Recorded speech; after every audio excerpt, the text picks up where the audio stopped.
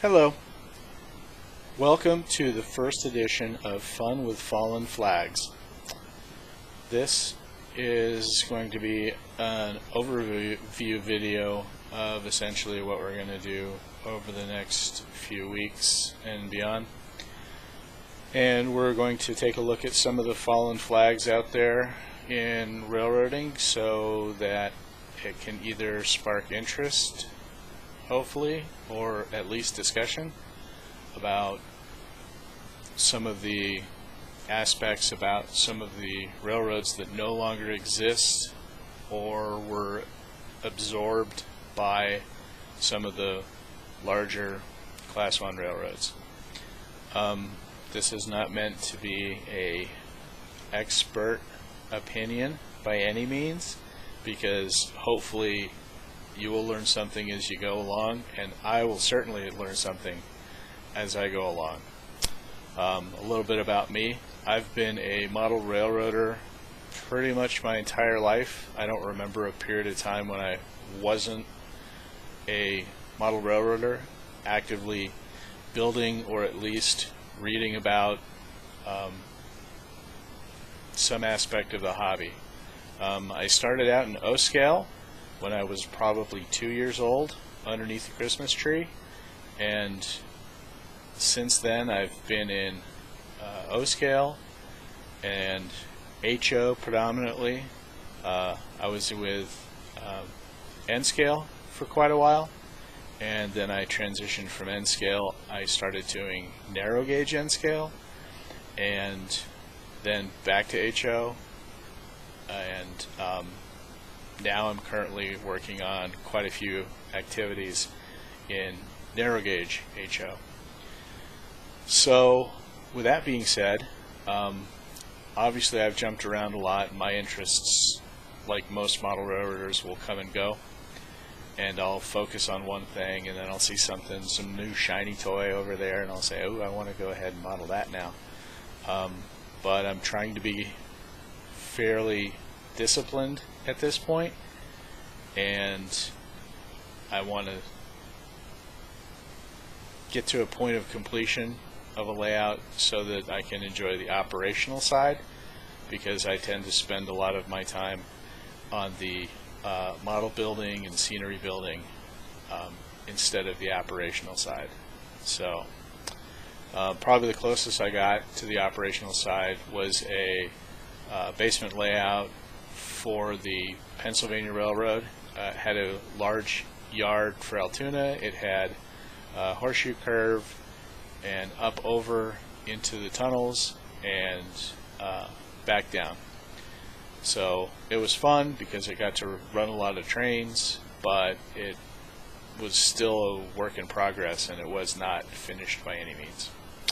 So with that being said, some of the things that are coming up that I'd like to go through with future editions is the Rio Grande Southern. I've got a few things that I'm working on with that railroad, and related to that, I would like to have an edition soon with the Denver and Rio Grande Western, and both of those will probably take a couple of episodes to go through, at least where I'm at and what the direction is, and a little bit of history.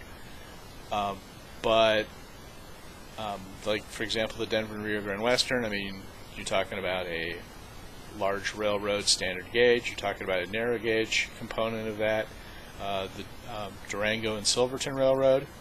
I've ridden that several times. That is still in existence.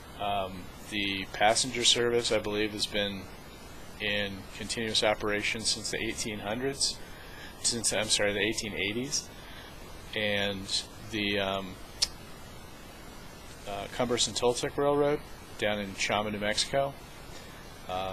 That is another great opportunity. If you have to see that, you definitely should go.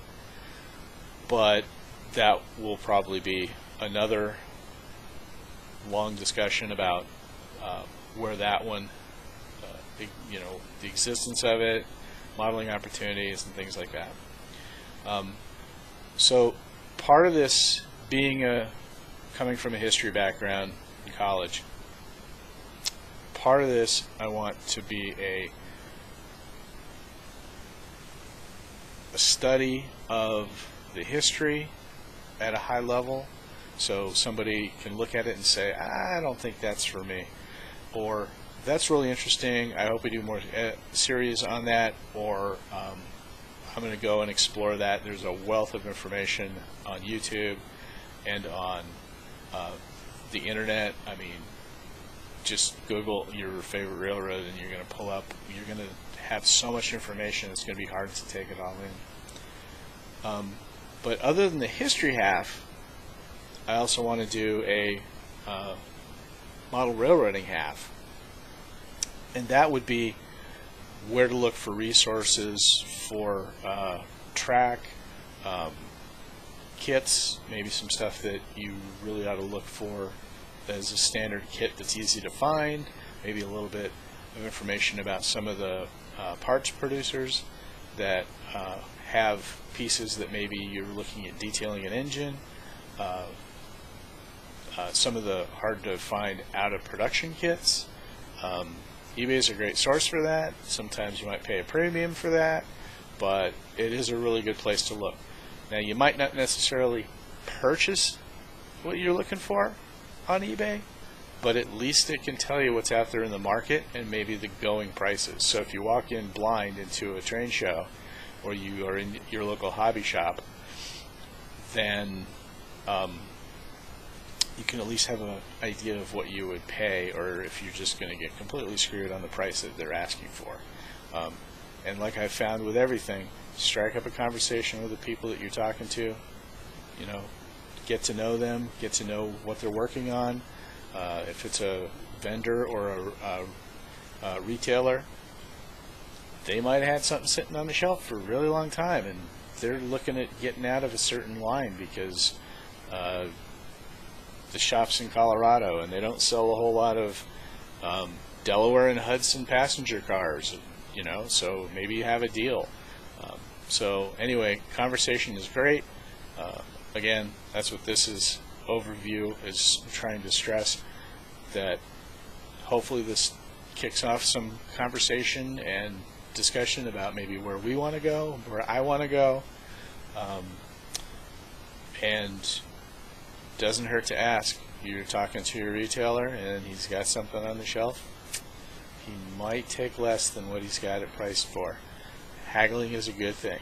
Do it in a nice way, because you won't get very good results if you're gruff and abusive and things like that. So once we get down the road with this, I think I would like to maybe explore maybe some live chats, if we could get some of that going. But again, this is a learning experience, not just for everybody out there what they happen to be working on at the time, but also myself. So I look forward to having more of these in the future. I'm going to try to do these every single week, and I'll commit right now to doing it every single week. So this is going to be called the Fun with Fallen Flags Episode 1 Overview. So I'm not going to pick a railroad to go into. There's railroads that obviously I want to discuss because they're ones that I'm working on, but if there's ones that maybe I have just seen in a publication or I visited or something like that, I would be more interested in discussing that. I've lived in, I think the last time I counted, I've lived in 9 states in the United States. So I've lived next to a lot of different railroads, and I'm interested in a lot of different things. So for me, it's a hard time to focus on one, and this kind of gives me an outlet where I can discuss some resources and some railroads that I know I'm never going to model. So anyway, I'm going to post this, and hopefully you give me a thumbs up or thumbs down. I don't know if when I post this, if that's an option yet, so bear with me. This is a learning experience, so I just wanted to let you guys know. So anyway, anybody who's viewing this, I appreciate your time, and I'll try to keep this really focused in the future. And I look forward to seeing you again on episode 2. Thanks for tuning in.